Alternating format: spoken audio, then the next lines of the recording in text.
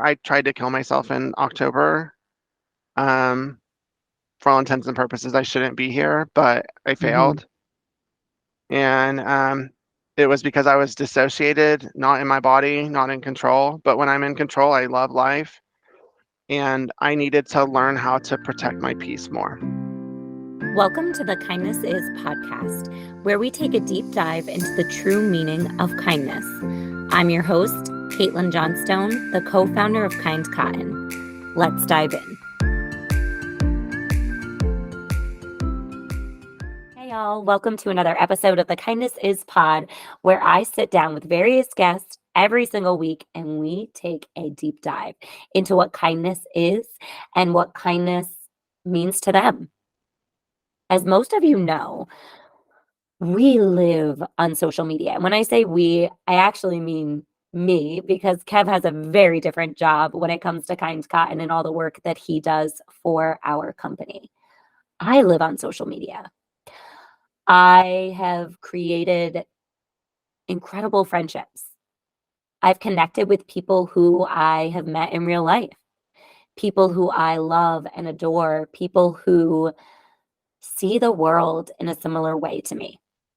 I did all this during a time that felt extremely isolating, a time in which we lived our lives very differently than the average person in America. With all of the beauty and connections that social media brings, it brings a lot of hate.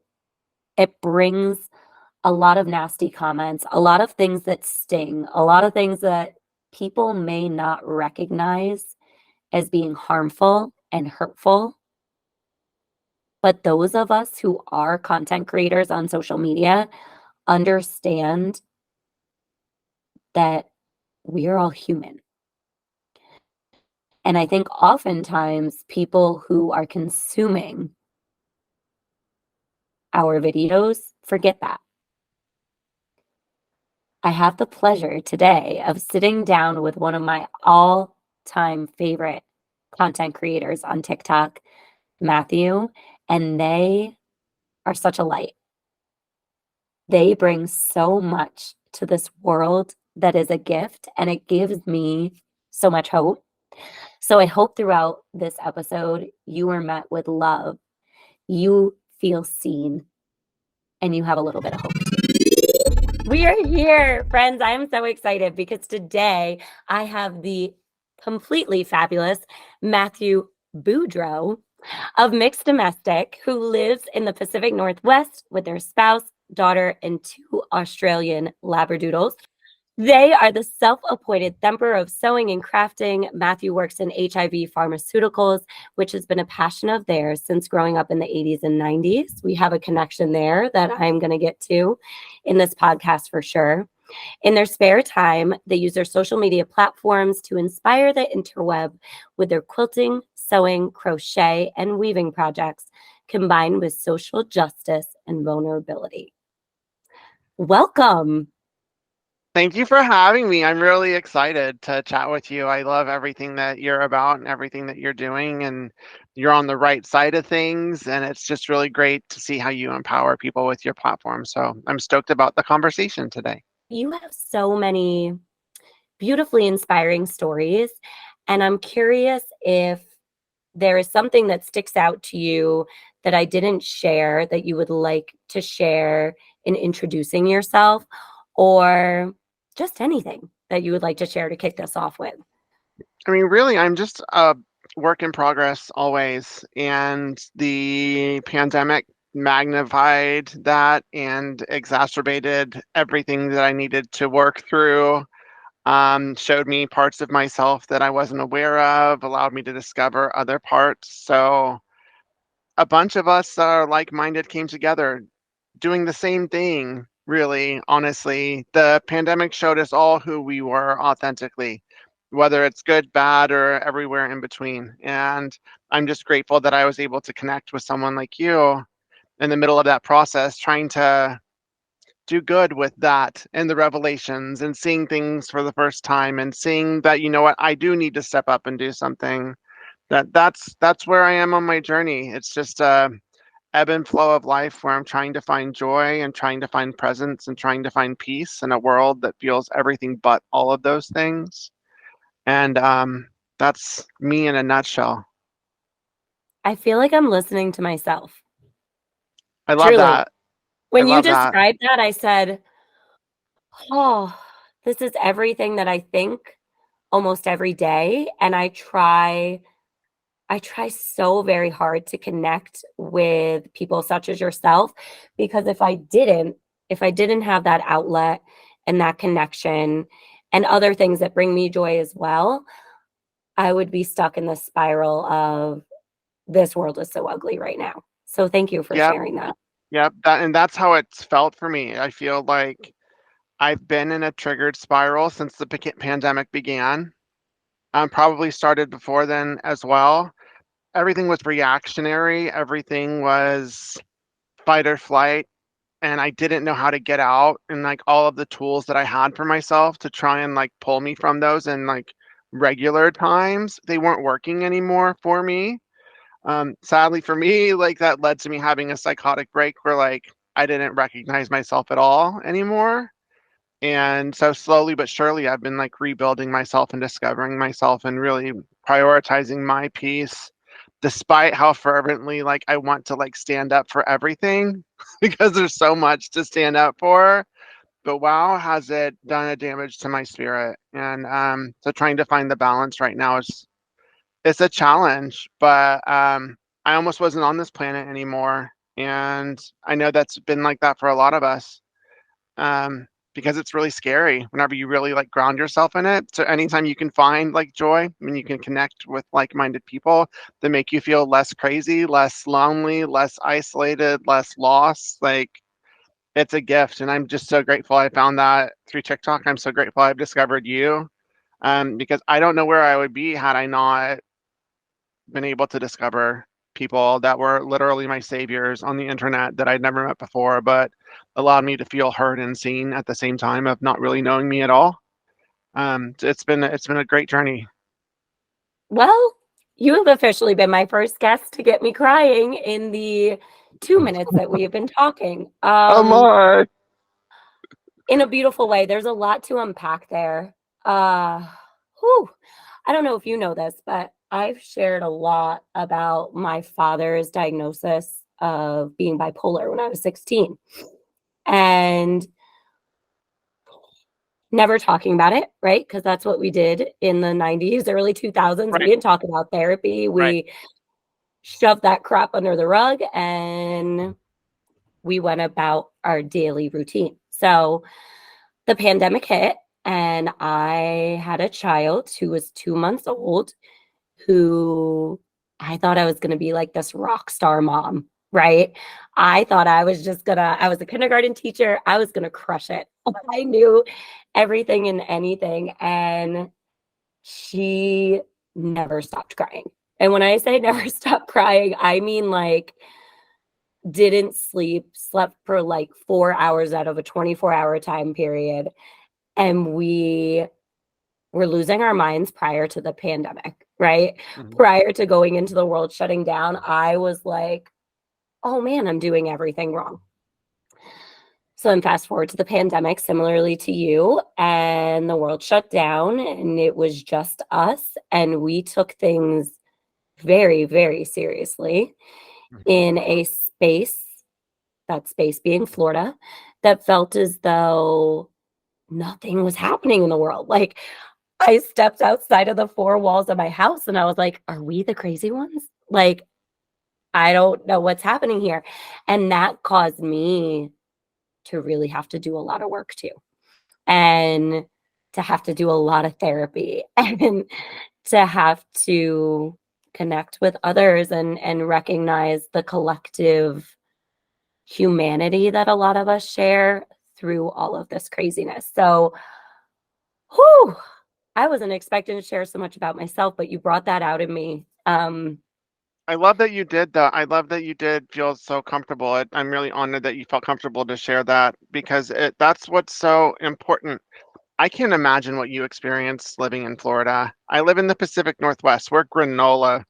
we took things seriously compared to a lot of the other places in the country. But even still, I would walk outside and I'd be like, wow, are y'all not aware of what's going on? Like, this is Yeah, just bananas to where I swear everyone in my neighborhood thinks I'm the crazy neighbor. And like, like, that was and me. I'm happy to be that now that I'm on this side of it. I'm Hmm. happy to be Hmm. that. But it's so disappointing that this connection we've been able to find online, I haven't been able to find even still in real life since then. And I so desperately need that and so desperately yearn for that in my spirit and wholeness as a human. But I go out and it scares me and it makes me just want to stay isolated and inside and go back to social media to find connection because, like, the real world, it's still pretty bananas. Like, it's still pretty bananas. We all been living in our own silos and doing our own thing, and not everyone's been on this journey. And it's just like, wow, y'all still suck. Yeah. It's so, it's so just like, it's disappointing because I want to find a way to connect. I want to Yeah. find a way to see their humanity. I want to see that, but it's like, wow, if you can't even like respect my basic humanity for simple things, then I don't know what to do with that. So I run home and I go back to isolation. Oh, So thanks for sharing that. yeah, I get that. I get that too. I have felt tremendously isolated aside from these online connections for the most part. We fortunately moved out of Florida and now we're like right outside of DC, and we slowly integrated back into the world as you had mentioned prior to us recording this podcast, and we found a couple of people where I feel safe admitting these things, right? Like saying, Yeah. hey, I can count on two hands the amount of people I've seen unmasked in close quarters in the past 3.5 years. And I'm Yep. still working through a lot of stuff. So bear with me. And I'm grateful. So I hope you find that too. And I mean that with I've been all. finding that, yeah. Fortunately, I started a new job earlier this year after the last one didn't quite support the mental health challenges that I and my disabilities that I was experiencing. My new one has allowed me to reintegrate to where I started taking my mask off for the first time, like around people. Whoa, that Wild, was right? yeah, it was wild. But then like friends. I mean, with the great divide in America where people were on other sides of politics, I didn't have a lot of people left in my corner. And then you take the great divide of who is going to wear a mask and who is not. Then I was left with even fewer to where, yeah, Hmm. I can count on one hand who I still have. And that's including a couple that I've collected since then. And it's very different for me because I'm Hmm. as much of an introvert as I am, I'm pretty social. I've always been that person that everyone just generally likes. I'm generally likable. I don't like ruffle feathers. But wow, when I started seeing things that were wrong, I started speaking out on things I didn't realize so many people wouldn't be down with that. I just was like, how are you not seeing what I'm seeing? And so it created a wedge between a lot of regular relationships that were just regular. Like, I didn't think before the pandemic began that one day I wouldn't have 99% of my relatives in my life, or that my best friend of like 10 or 20 years I would not have in my life anymore. It's just wild. But I'm also grateful for the space that it's created because I feel like I'm finally able to live authentically. I just want to find more people that want to do that as well without like causing me harm. And who would think that just speaking out about basic humanity in the way that I see it would cause so much anger. I didn't As you realize. said, I did this series on our social media after Blackout Tuesday, right? So now that Yep. was over 3 years ago. And I would just kind of give these little prompts like, you posted a black square, but do you do XYZ? You posted a black square. Now are you speaking out against the Stop Woke Act, for instance? And the amount of like, I'm like, but you are the person I'm talking about. Like, you were the one saying, I am standing in solidarity. But now, when I'm actually saying, here are some action steps that you can take, oh, no, you're not. Like, You're done. You're running for the They hills. don't want to hear it. It was just about the perception of doing something and caring. So many people, that black square changed everything.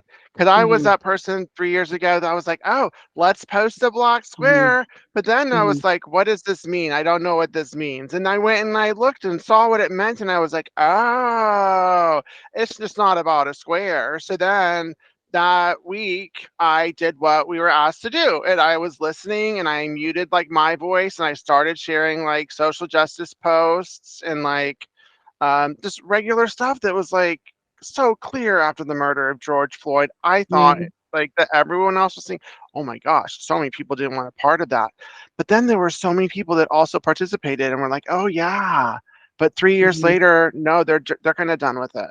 They're done, mhm, and I'm like, "But it's not over. Can't you see it's worse?" mhm. Yeah, But they're things are done with worse. it. They're just done with it, and it's I don't know what to do with that, and I've changed the way that I started communicating this year, leading more with vulnerability, and that seems to be bringing more people in as opposed to like Mm, accusation. Look at how stupid mm, y'all are. Now I'm like, this is what I've learned. This is my vulnerability. My spouse is black. I was like, this is what I've learned along our journey. I can't believe we're still married, and that seems to be resonating more. But I'm shocked at how few people took any of that seriously to realize that they needed to do some changes within the way that they navigate the planet and mm. the way that they show up for others that aren't like them. I think it's important to continue the community that we're building, regardless of if it's online or if it's in person. I think that there is going to be someone who hears this that says, wow, I was feeling these things too. I mean, you moved me to tears within the first 2 minutes, like I said, and because I needed that and I needed to hear that and I needed to know that I'm not alone in living that way, that I'm not alone in feeling that isolation, that these relationships that we are building are real and true and an important part of our story. So I'm curious, did you start social media around the time of the pandemic or was your account around before? No, I was around before. I've been around for a while. Like Mm, 2016 is when I same. really got into social media, but I was purely a crafter. Like that's just all Mm, I did. I was a quilter. I was a pretty well-known quilter. Lots of magazines. Like that's just what I was doing. I was built up really fast by that community, like to where I was like on a national circuit, like doing presentations, going around teaching classes. And then when the pandemic hit, and then I started to then use my platform to speak out on things. Um, Not even realizing that I wasn't, because to me before I was always like, y'all know that I'm queer, and you know that my spouse is black, and then like you know that we have a kid. Like I just assumed mhm, that people who wanted to be a part of me also would were willing to show up for me. So I didn't expect that when I started speaking out on stuff when the pandemic happened in 2020 that so many people wouldn't want to mess with me anymore. That they would be like, okay, yeah, you're the devil. That's how they suddenly made me feel, to where most mhm, of my relationships were severed. A lot of people didn't want to work with me. Um, it was telling, and then that just started the spiral for me to where I was like, well, if y'all don't like what I'm speaking about now, just wait. And so I spoke out on all the things. But yeah, I was mhm, around. I just wasn't as authentic. It was kind of a compartmentalized mhm, version of who I was, which was more of the entertainer, the uber queer, like mascot, rainbow human, which is a part of me, but it's more of a mask than it is mhm, my authentic self. I just figured more people that were there back then would support the authentic version of me, but no, they were just there for the free entertainment. But then mm, my accounts like they blew up after I started mhm, being more authentic, which I didn't know what happened because everyone was telling me that would have the opposite impact, including my best friend. She was like, I can't stick around and watch you destroy what you've built over the past few years on social mm, media and with your business. And I was like, okay, peace out. But no, it had the opposite impact. And I was like, oh, that's kind of cool. That's neat. But yeah, I've been around, just a lot of people didn't know this version. So it was kind of isolated to crafters and quilters, which were mm. which were not predominantly, but yeah, there's a lot of white conservative women that were following me at that point. Makes sense. Yeah. And if you had to describe your true, authentic self now, how would you describe that? Like, how has that Um, changed? I'm conscious, present, caring, deeply empathetic, joy filled, passionate, creative, social justice warrior that is willing to use my 47 years of life and experience to help others Mm, and my willingness to be vulnerable, um, which is different. I think most people prior to that would have thought, oh, happy go lucky, funny, goofy, hmm um, always happy. That they would have thought that they just saw the superficial and would have thought that maybe there wasn't as much substance or brain there. But like I've always been an intellect and I've always been compassionate.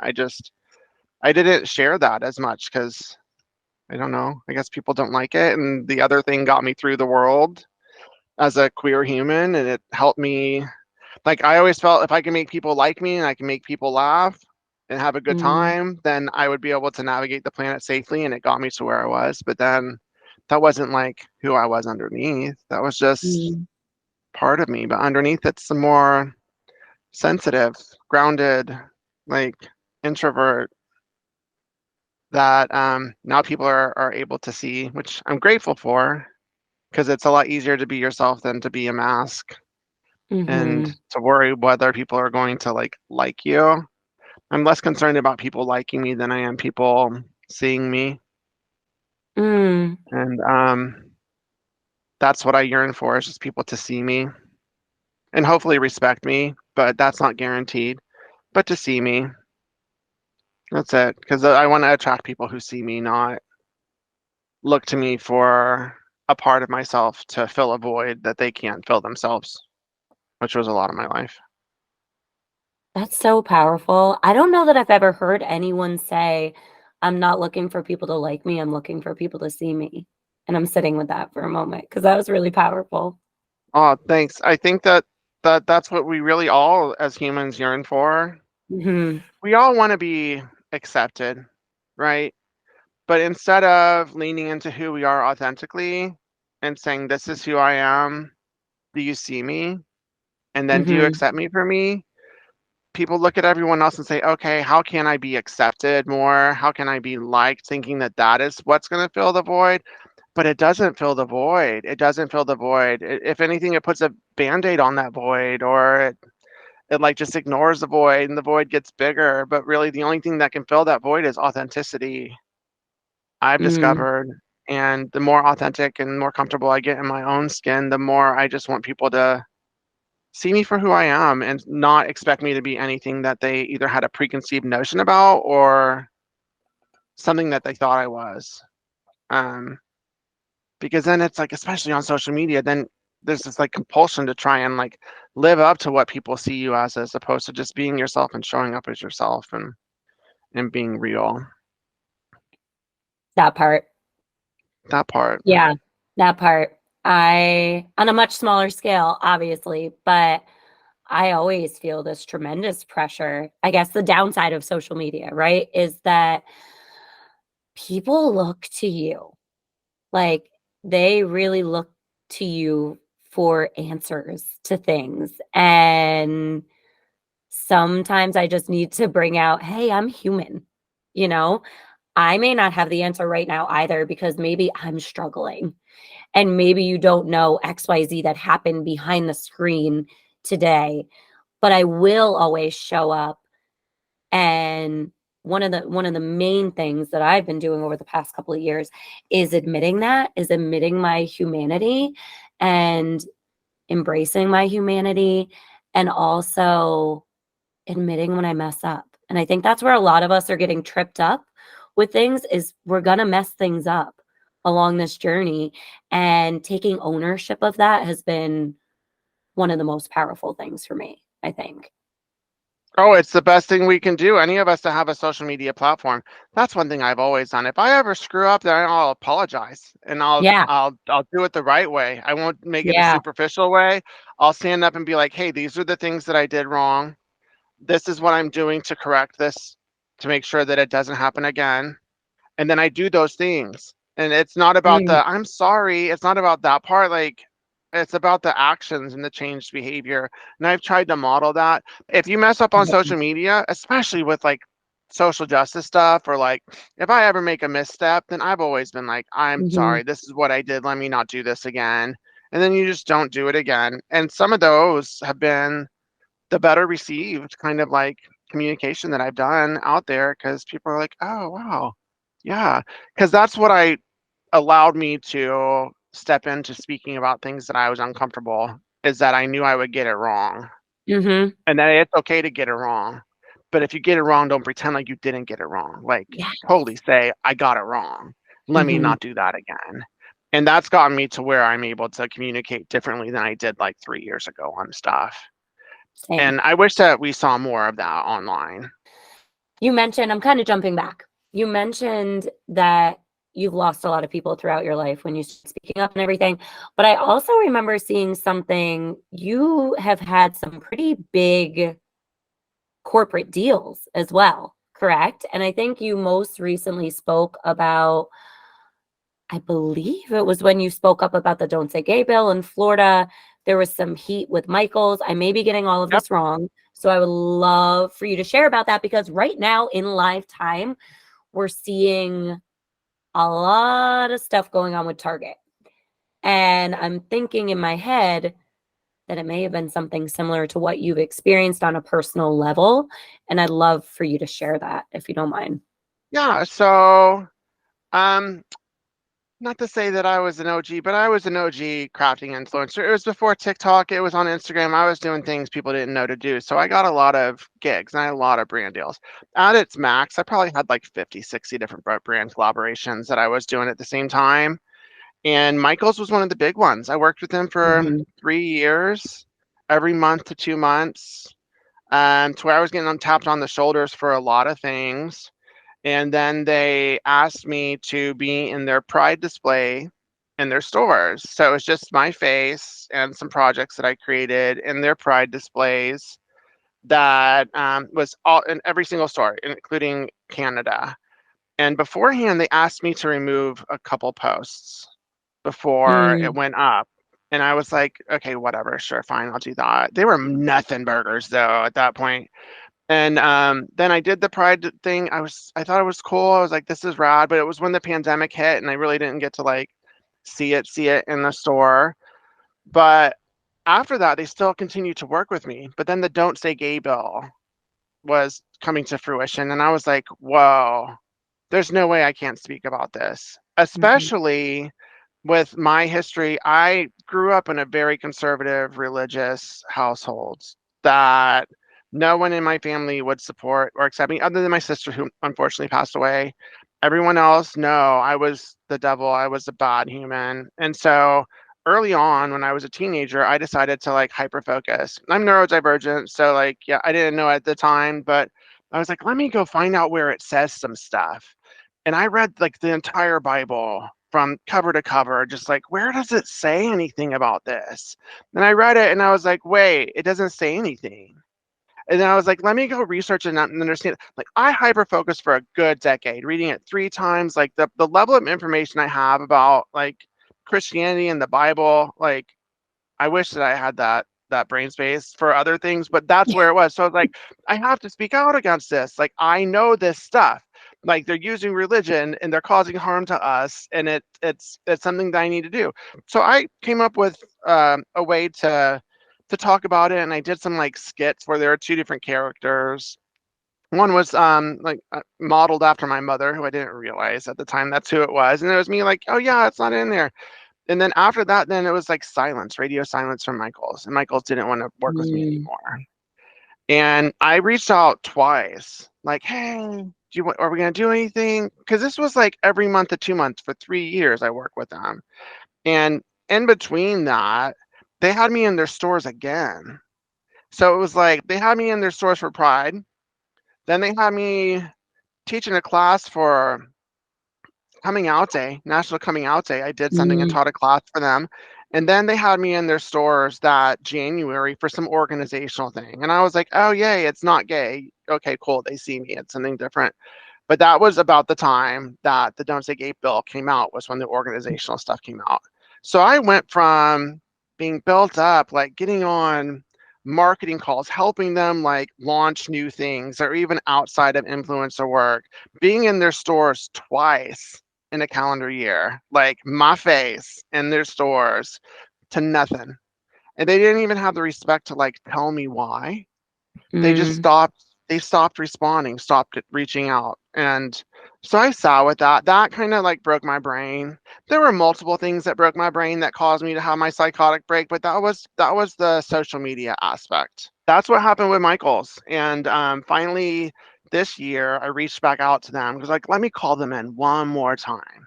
yeah. And I let them know everything that had happened, my perspective on it, that I thought it was a disservice to the LGBTQIA plus community to have me represent them. And then the moment that I needed to actually stand up for the community, then you like kicked me to the curb. I was like, that's not cool. And then I said, not only that, but you exploited me and how much you paid me. And the reason I'm aware of this is because you paid me the same exact amount of money to represent Pride for you than you did for me to represent organizational containers. And you should have paid me a lot more to represent Pride, because Hmm. if you're exploiting my oppression, if you're not doing that, like when you call in someone to represent, I don't know, like Black History Month, if they were to Hmm. per se bring in someone who's Black for Black History Month, you pay them double. You pay them for their oppression as well because they're Hmm. representing something that you don't have themselves. But no, they think that just because they call us in for those moments, then that's all they need to do. And they thought that they could get me back to working with them again.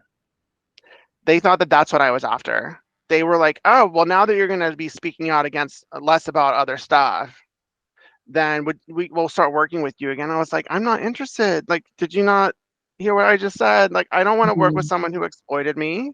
That doesn't work for me. I'm not interested. But that's their MO. And it kind of made me realize that that's how all corporations are.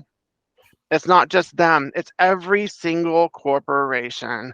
Target Hmm. being the supreme capitalist. I even filmed like I was gonna chime in about Target and then I deleted it after I edited it and was like, I don't need to. But you know what? Their whole thing is one and the same. They are the supreme exploiter of talent, to where their entire campaign is a fundraiser to front their $250,000 donation that they're going to make to the Gay, Lesbian, Straight Education Network. And they kicked some people to the curb because they were controversial, as if they didn't vet the talent beforehand. Hmm. Um, and I know that a lot of people are angry about that. And I think that this is why I was able to speak out about the Michaels thing, because I'm no longer angry. Yeah. Like, we can't expect these corporations in a capitalistic system to step up for us because they have no interest. Both of them are huge corporations. Target is a publicly traded company. Hmm. Like, they just want everyone's money. And they were doing it in a way in the past with Pride to where it didn't ruffle any feathers. Hmm. But this year, yeah, of course that was going to happen. Of course, if you put those things in the stores, that's going to happen. I think just in the past, the controversy helped them sell more stuff, because the Yeah. controversy isn't new this year. The controversy No. helped them sell more stuff and get to that point to where they could then donate that $250,000. Um, but wow, they misstepped across the board. And the only solution is not to give them money at all. It's not to expect them to stand up for us. It's yeah, there's going to be very few companies out there that are really, really going to stand up for the queer community. Oh, one other thing with Target, and then I'm sure you have stuff to talk about. But No, tell whenever me. I looked, their political donations for 2022 were a 50-50 split between Democrats and Republicans. which is, it shouldn't be shocking. None of this should be shocking, but it's That's not what their image would present. You wouldn't think, because no, in my mind, naively, even no, last year, I would have been like, Target's one of the most progressive companies out there. for Look at what they're sure. well, look at what they're doing with Pride. Look at how they stand up. This big, I would be so excited when their Pride stuff would come out so that I could Yeah, go get it. But no, a 50-50 split. And even in Illinois, it was like a 50-50 split between the Republican and Democratic Senate caucuses and Republican and Democratic House caucuses. And I was like, wow, so yeah, you're just a corporation yeah. that we're trying to get queer money, because that's who goes and buys the Pride stuff. It's the LGBTQIA plus Mhm. community, and then those that support us, so that they use this to get a tax deduction. But it's our money going to an organization that maybe we wouldn't think is the most prescient right now. Maybe the Gay, Mhm. Lesbian, Straight Education Network isn't the one where the money should be going. Maybe it is. It's a great organization, but Yeah, I get what you're I would saying. much rather I would much rather Target pull out of Florida. Like, that's how they show that they're with us. Pull out of Florida. Say, oh yeah, we're gonna really minimize our inventory in our stores right now, because we understand that by putting money into this state, that we're actually making it worse and harder for the queer community. But no, they're not doing that. So it's like we should no longer be shocked that Yeah, these companies aren't going to do that for us, because they're really trying to get all of our money. That's yeah, all. It's all they want is our money. They don't care about our humanity. And that's what I exactly. learned with Michaels, which allowed me to see things a lot differently with everything happening now. It's like, yeah, I get being upset, because it's kind of a mind blow whenever you realize, wow, they're not an Mhm. ally. They're just not, and they can't be. Was social media part of your break? My mental break? If you're okay with sharing that. Yeah, like was that constant having to reply, maybe potentially seeing ugly things, I'm guessing here. I Yeah, just know on a much smaller scale, for me, the hate, crazy comments, awful, terrible things that have been said at points, like it's really hard to take that in. I act like, oh, and I do my little videos combating it. Um, but it can be really hard. So I'm wondering if you don't mind sharing in full transparency, was that part of it? Or absolutely. It was, whew, yeah, it was, it's like there was a trifecta of things that snapped my brain. One was my family, some family stuff. One was Mhm, my work. Um, and then the other was social media. When I spoke out about like racial injustice in June 2020, and all of the conservatives like about face and left, I was like, all right, cool. mhm, I didn't realize I was entertaining so many, but I should have. Y'all weren't there for me. Cool. That's fine. I can handle that. mhm, Um, But then when they were people that I thought would have been willing to hear me and be in my corner, that were like-minded, that's when it caused my brain to have harm. It wasn't necessarily those who I expect to hate me. It mm, was those that I don't expect to hate me for something that I do. And then don't like forgive me or show me grace like I show everyone. Because I show everyone grace. Um, But for people who should be in my corner and stand with me, wanting to hurt me online, that's a lot to wrap my brain around. mhm. That's been the hardest lesson for me, because I expect homophobia from homophobes. I expect Yes. I expect um transphobes to hate that I'm non-binary. I expect that, but when it's someone that, like, in other circumstances, we'd be fighting the same fight on the picket line Mhm, together, like, mhm. it's weird to me, because it's so easy to misunderstand someone online if you choose to. So true. So Uh, true. I think it's we, when I say we, I'm saying me, uh, white cis liberals who cause the most harm in a lot of circumstances. Um, because we don't really show up when we need to show up.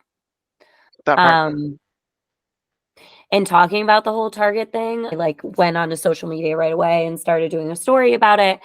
And someone who I'm very close to has someone who works at Target and has someone who works at Target who lives in Florida.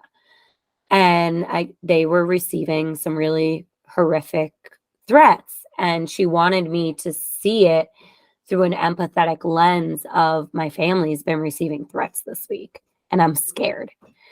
And I had to take a second because I go in like how you said you used to go in and attack.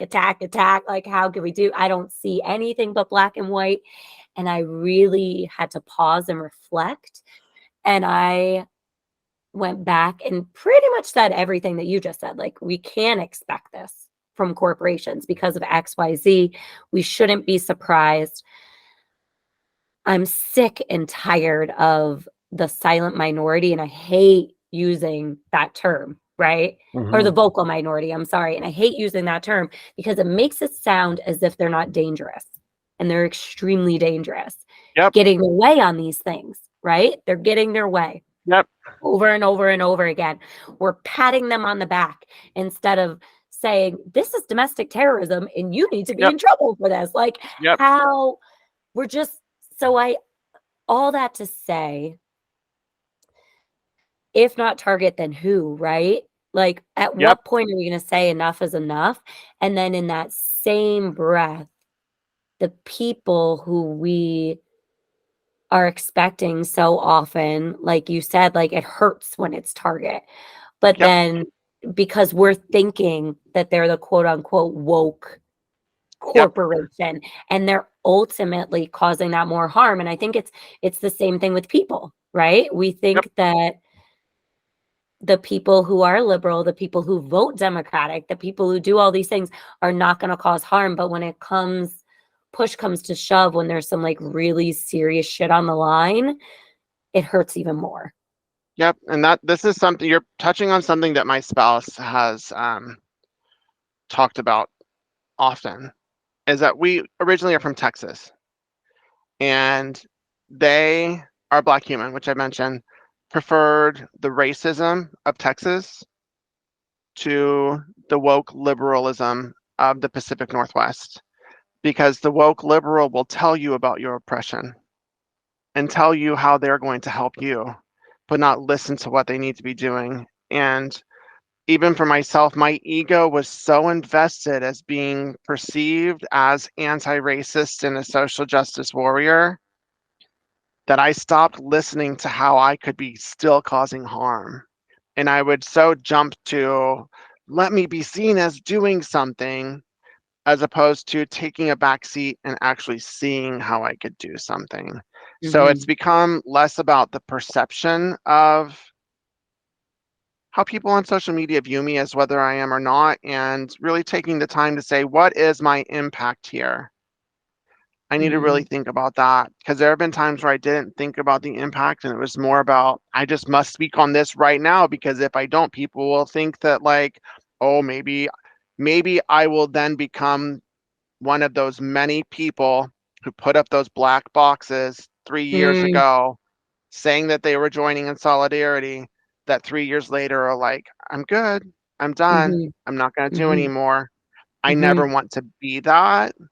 So Same. that's where it was coming from, is me always wanting to speak out on stuff. Mm-hmm. But now I've just like learned that maybe the talking head approach isn't the best approach. Mm-hmm. Maybe let me go to Google and then find something that I can screenshot and put in a thing and do all of that, which I do still sometimes. It's like, Mm-hmm. what are other tools that I can use to help? Because when you become that person who is the talking head or is like, I must speak out on this, and I'm speaking for myself, um, who was I speaking to? I was speaking to people that were like-minded. I wanted people who Mm-hmm. are like-minded to see that, oh yeah, I'm going to talk about these things too. But Mm-hmm. really, our job as the woke liberal, y'all, I understand that I'm not supposed to use that word, right? I understand that. There's the air quotes right now every Doing time. air Y'all don't quotes. see it. Yes, yes, Y'all don't yes. see the air quotes. Um, that we're so close to being able to help. We just need to get out Mhm. of our own way. And so now I'm like, what other tools do I have? And that's where the vulnerability comes in, to where I share about mistakes that I've made, and it's more about we, to where I'm trying to bring people along that aren't like-minded. I'm trying to change minds with people who might not even be politically aligned to me. And the only Mhm. way I can do that is if I speak more we as white people, as opposed to you as white people. Mhm. Because Because it's it's all all of of us. us. It's It's all of all of us, us. right? It's not an us Mhm. versus them. We all No. do that.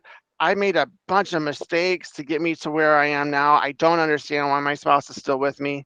Like now that I see all of the mistakes that I made, Yeah. I'm like, wow, we've been together for so long, 22 years.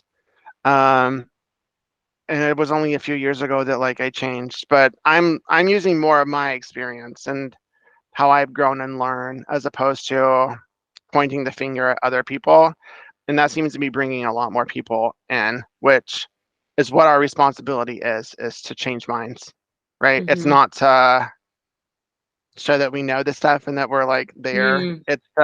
It's to change the minds of those who aren't there with us because we want it to end, right? I want Yeah. homophobia to end. I want racism to end. I want it all to end. And it's not going to happen if we keep pointing the finger at each other. It's only going to happen if we collectively, those who do see, share your wisdom, try to change minds, and no one can receive any message when they're being attacked. I would imagine that you're doing much better in regards to your mental health right now than you were. And how did you come out with self-compassion and hope and being stronger than you were before? It's a journey. Mhm.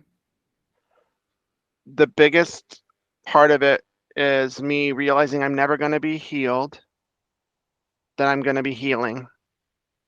I Mm. was always looking for me to be on the other side to where I could be like, all right, back to no, but no, I'm healing. I have to show myself compassion and grace. Um, I have things that are really important. My daughter, my spouse, I have friends. I have people who do love me. For those Mhm. that aren't aware, I tried to kill myself in October. Um, for all intents and purposes, I shouldn't be here, but I Mhm. failed. And it was because I was dissociated, not in my body, not in control. But when I'm in control, I love life. And I needed to learn how to protect my peace more because I was always willing to sacrifice myself, recognizing my own privilege. I was like, I can handle it. I can bear the brunt of the hate. I can take the aggression. I can take the death threats. I can take all of it. It's fine. But that was me lying to myself because really, my spirit couldn't handle any of it. It was really heavy. Anytime anyone leaves a comment that's hate filled, it hurts. Anytime someone leaves a DM that is wishing my family harm, it hurts. Anyone time someone comes into my life trying to cause me harm, it hurts. And I was trying to pretend like it didn't. And so now I don't put myself in situations to where I let that hurt get in. I don't read my DMs as much. I don't read all my comments. I don't do many of the posts that would bring on the most kind of hate.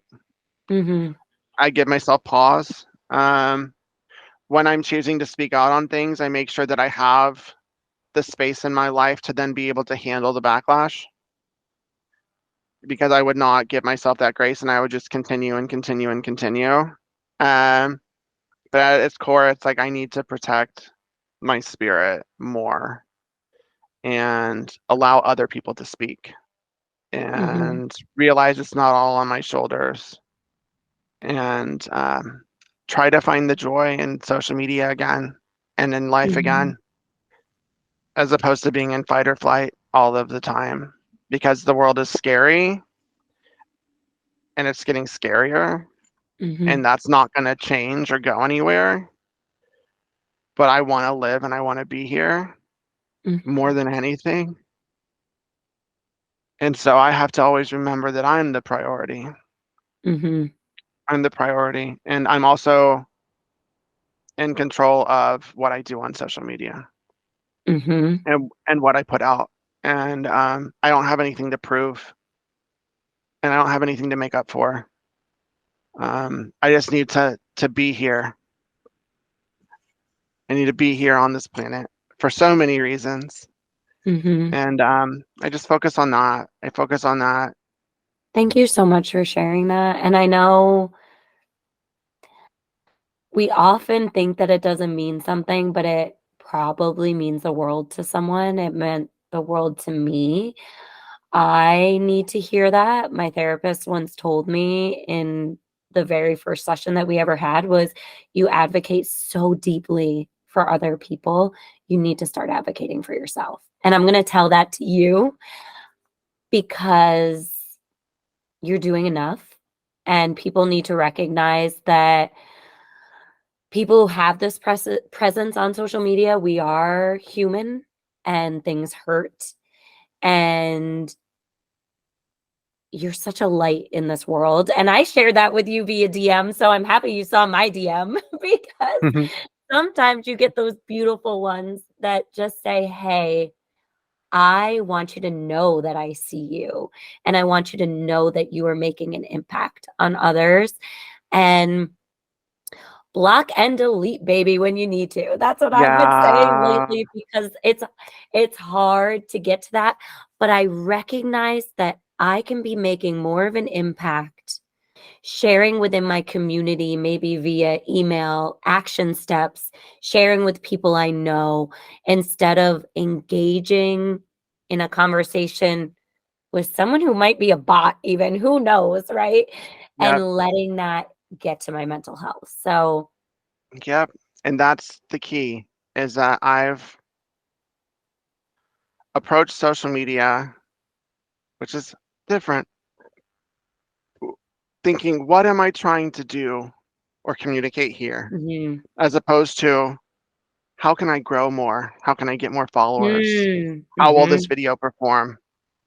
And now that I'm less concerned about how things will perform, which mhm. was, I mean, that's how I've been since 2016. It was always like, Yeah, what videos are performing the most? Let me do those videos.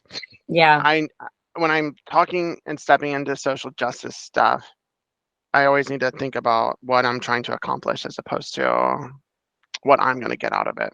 mhm, yeah, and then protect your peace along the way. That part, it's hard. It's Yeah. hard. Yes, it is. It's hard. It's hard. Oh, I could talk to you all day, Same. but before we wrap up, well, 2 things.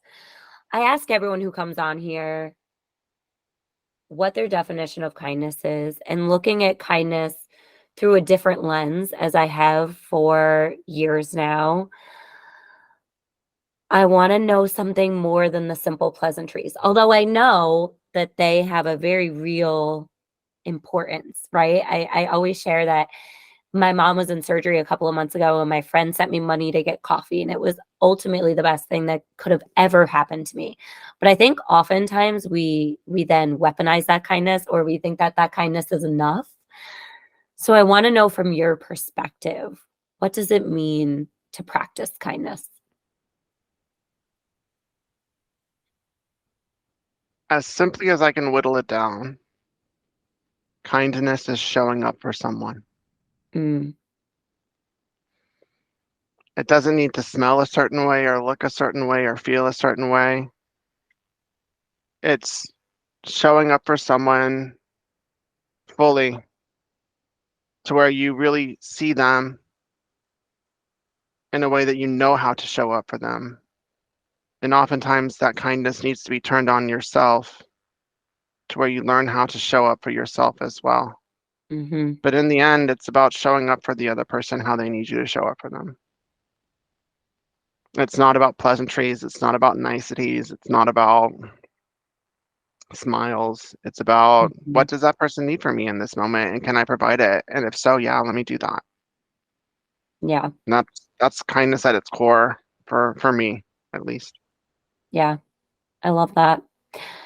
Before we go, where can people support you, follow you, send you wonderful, beautiful, amazing DMs to tell you how incredible you are. How can we support? So I am MxDomestic everywhere, which is spelled MX and then domestic. I am on TikTok, Instagram, Facebook, and YouTube. I have my website, mxdomestic.com. I have a sewing school called sew-u.com. And all of those things would be amazing if y'all came and found me there. It's really a great experience on social media. Each platform offers something unique. Mm-hmm. It's not all the same, but anywhere on there would be great. I have a shop, an online shop if you want to buy things. But really just your presence and your kindness is all that's required to participate in the mixed domestic community. Thank you, Matthew. Thanks for having me. You're welcome. The piece of this episode that I keep playing over and over in my head is that I don't need to be liked. I need to be seen. When Matthew said that, I don't know that they realized the impact that that made on me. Living my life to be loved has been at the core of everything that I've done for as long as I can remember. And it hasn't been until recently that I have come into a space in which I feel better and better about sharing authentically who I am, about setting boundaries, about saying no, about advocating for myself as much as I would someone else. So I just want to leave you all with that. You don't have to be loved by everyone, but I sure hope that each and every one of you feel seen. Thank you all so much for listening to this episode of the Kindness Is podcast. If you love it and it's adding even a little bit of value to your life, we would love, love, love if you could subscribe, rate, and review so we can reach even more people and make this world a little bit more kind.